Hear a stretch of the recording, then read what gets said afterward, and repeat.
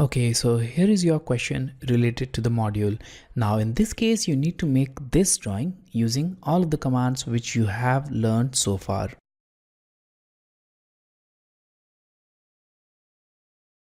So I'll start this geometry using a rectangle tool. So I'll go to the draw panel, select the flyout and select this rectangle tool. Now click anywhere in the drawing area and then I'll make the rectangle. For making rectangle, I'll type at and then length of rectangle, which is 10. So right now you can see in this drawing that the length is 9 units from the first center point of the fillet to the second center point, but the radius of this fillet is 0.5. That means we have 0.5 unit towards left and also 0.5 towards right. That makes a total of 10 unit. So that's the length. Similarly, the width is 4 unit and 0.5 towards upward and 0.5 towards downward will add up to make it of 5 unit length. So I'll type 5 as width. Now here we have it. Now press enter. So that's the rectangle which we need. Now in this rectangle, we need to add fillets first. So to add the fillet, go to this fillet tool, select the radius, and the radius is of 0.5 units. So let's type 0.5 and press enter. Now we need to apply it on all of these vertices. So I'll simply select polyline, click on any of these lines, and there we have it. Now we'll add the geometry which is at the center of this rectangle, and for that I'll go to the line tool. Now click on this midpoint and make a line with length of 2.5 units and press enter. So that will end exactly at the center. Now I'll go to circle, click at this point and make a circle with radius of 3 units and press enter.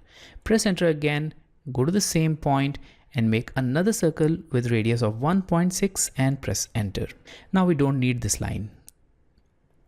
Also, we don't need this portion, so I'll trim it. So select trim, press enter, click on this part and click on this part. So this portion is complete. Now let's move on to the next portion. Here we need to add another line with length of 2 units. So I'll click on this midpoint and I'll enter a length of 2 unit and press enter. Press enter again to exit this command. Now we need to go to circle tool and click on this endpoint and make a circle with radius of 0.6 unit.